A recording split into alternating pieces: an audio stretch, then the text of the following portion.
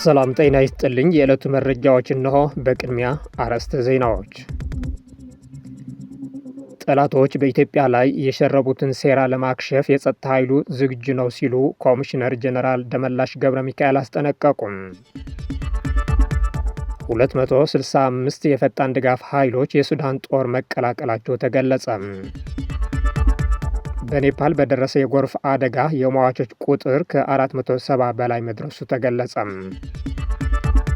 በኡጋንዳ የኢቦላ ወረርሽኝ ማብቃቱን የዓለም ጤና ድርጅት አስታወቀ። ሆኖም በዲሞክራቲክ ሪፐብሊክ ኮንጎ ቫይረሱ አሁንም በቁጥጥር ስር መዋል አልተቻለም ተብሏል። አሁን የእነዚህና ሌሎች መረጃዎች ዝርዝር እናቀርባለን። አብራችሁን ቆዩ።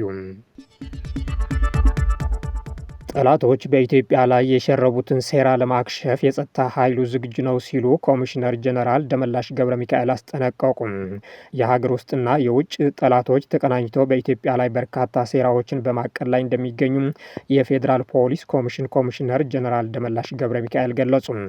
ኮሚሽነር ጀነራሉ ይህንን የገለጹት የኢትዮጵያ ፖሊስ ኮሚሽነሮች እንዲሁም የሰላምና ጸጥታ ኃላፊዎች በተገኙበት ሀገራዊ የጋራ የጸጥታ መድረክ ላይ ነው።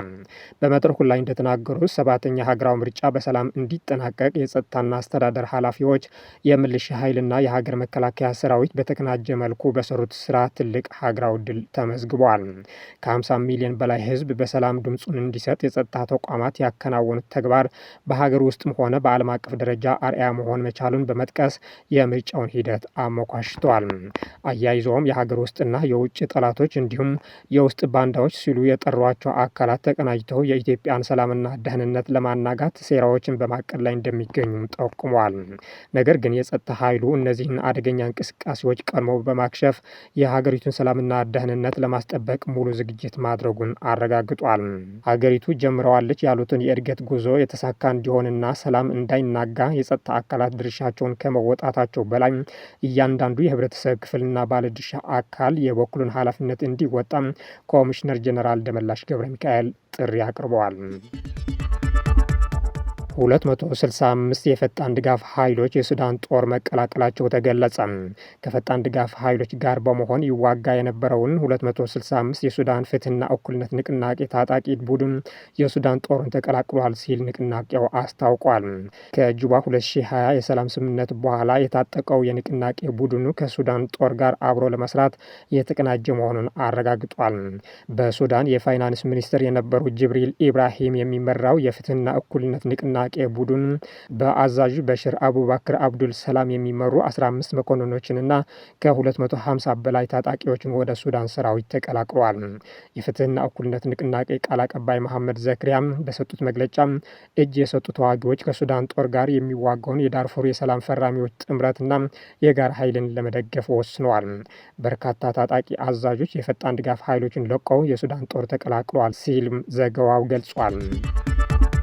በኔፓል በደረሰ የጎርፍ አደጋ የሟቾች ቁጥር ከ470 በላይ መድረሱ ተገለጸ። በኔፓል ቻይና ድንበር ላይ በደረሰው ከባድ የጎርፍ አደጋ ቢያንስ 470 ሰዎች ሞተዋል። በመቶዎች የሚቆጠሩ ደግሞ አሁንም እንደጠፉ ዓለም አቀፍ ሚዲያዎች ዛሬ ዘግበዋል።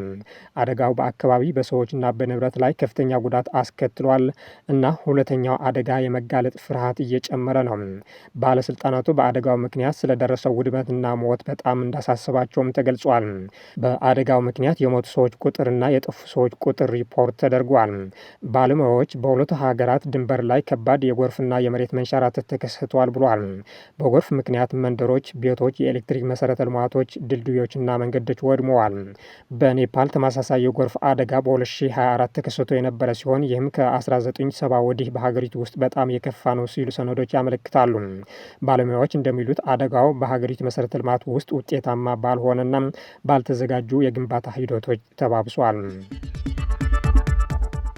በኡጋንዳ የኢቦላ ወረርሽኝ ማብቃቱን የዓለም ጤና ድርጅት አስታወቀ። ሆኖም በዲሞክራቲክ ሪፐብሊክ ኮንጎ ቫይረሱ አሁንም በቁጥጥር ስር መዋል አልተቻለም ተብሏል። በኡጋንዳ ተከስቶ የነበረውን የቡንድቡግዮ የኢቦላ ዝርያ ወረርሽኝ መጠናቀቁን፣ በአንጻሩ በአጎራባች ዲሞክራቲክ ሪፐብሊክ ኮንጎ የቫይረሱ ስርጭት አሁንም በቁጥጥር ስር አለመዋልን የዓለም ጤና ድርጅት ባለስልጣን አስታወቁም። ለኡጋንዳ የተሰጠው ከበሽታው ነፃ የመሆን ማረጋገጫ የሀገሪቱ መንግስት እንደ አውሮፓውያን አቆጣጠር ሐምሌ 28 ያቀረበውን ጥሪ ተከትሎ የመጣ ሲሆን በኡጋንዳ በወረርሽኙ 20 ሰዎች ሲያዙ የሁለት ሰዎች ህይወት አልፈዋል። የዓለም ጤና ድርጅትም ምንም አይነት የቫይረሱ መተላለፊያ ሰንሰለት አለመቅረቱን ለማረጋገጥ እስከዚህ ሳምንት ድረስ ሁኔታዎች ሲከታተል መቆየቱን ገልጿል። ነገር ግን የዓለም ጤና ድርጅት የአፍሪካ ክልል ድንገተኛ ዝግጅት ዳይሬክተር ዶክተር ማሪ ሮዝሊን ቢላዚየር በድርጅቱ ቀጠናው ስብሰባ ወቅት እንደገለጹት በዲሞክራቲክ ሪፐብሊክ ኮንጎ የተወሰኑ መሻሻሎች ቢኖሩም የበሽታው ስርጭት እየጨመረ ይገኛል። በኮንጎ የተከሰተው ይህ ወረርሽኝ በታሪክ ሁለተኛ ከፍተኛ ገዳይ ሲሆን የመከላከል ጥረቱን ፈተና ላይ ጥሎታል። በኮንጎ መንግስት መረጃ መሰረት እስከ ማክሰኞ ድረስ ከ2700 በላይ ሰዎች ሲሞቱ ከ5600 በላይ ደግሞ በቫይረሱ ተይዟል። የበሽታው የመተላለፍ ሁኔታ አሁንም ከፍተኛ ነው ያሉት ዶክተር ማሪ የስርጭቱን ፍጥነት ማዘግየት ብንችልም አሁንም አቅጣጫውን ሙሉ በሙሉ መቀየር አልተቻለም ብለዋል። አክሎም በተጋላጭ ሰዎች ፍለጋና በምርመራ ሂደት ላይ መሻሻሎች መኖራቸውን ጠቁሞም የቡንድቡግዮ ቫይረስ በፍጥነት ቢስፋፋም እስካሁን ምንም አይነት የዝርያ ለውጥ አለማሳየቱን ገልጿል። ይህን የምስራች ቢያበስሩም በኮንጎ በጣም በተጎዳ አካባቢዎች የሕክምናና የግል መከላከያ መሳሪያዎችን ለማቅረብ ለሚደረገው የሎጂስቲክስ ስራ አፋጣኝ የ30 ሚሊዮን ዶላር የገንዘብ እጥረት እንዳለ አስጠንቅቋል። ያለዚህ አፋጣኝ ኢንቨስትመንት ያገኘነውን ግስጋሴ የማጣት አደጋ ላይ እንወድቃለን ሲሉ ዶክተር ማሪ አሳስቧል። የኮሪያ ሪፐብሊክ መንግስት በኢትዮጵያ ውስጥ ለሚገኙ 100,000 ስደተኞች የሚውል ወሳኝ የምግብ እርዳታ ማበርከቱ አስታወቀም። የተባበሩት መንግስታት የዓለም የምግብ ፕሮግራም WFP በኮሪያ ሪፐብሊክ መንግስት የተላከውን $2 ሚሊዮን የሚያወጣው ሩዝ በመቀበል ለ1,100 ስደተኞችና ተጋላጭ የአስተናጋጅ ማህበረሰቦች የምግብ እርዳታን እንደሚውል ገልጿል። ኢትዮጵያ ከጎረቤት ሀገራት ኤርትራ፣ ሶማሊያ፣ ደቡብ ሱዳንና ሱዳን የመጡ ከ1 ሚሊዮን በላይ ስደተኞችና ጥገኝነት ፈላጊዎች ታስተናግዳለች።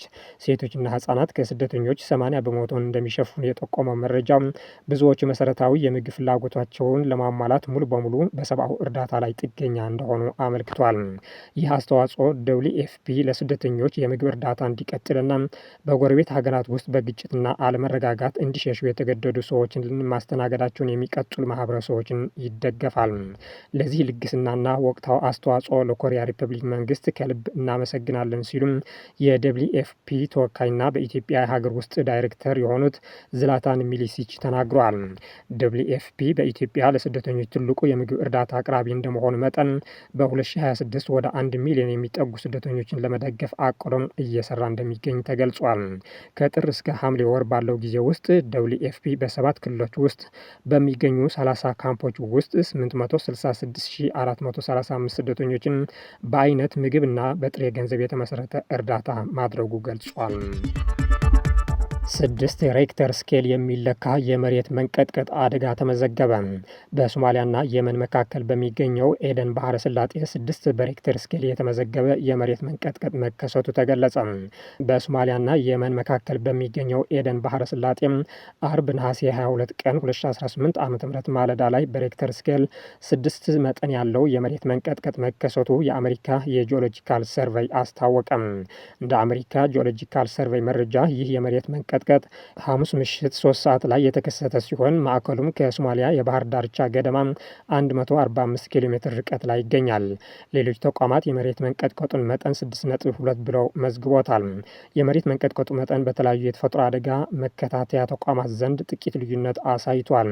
በመሬት መንቀጥቀጡ አደጋ እስካሁን ድረስ በሰዎች ሕይወትና ንብረት ላይ የደረሰ ጉዳት በተመለከተ የወጣ መረጃ የለም።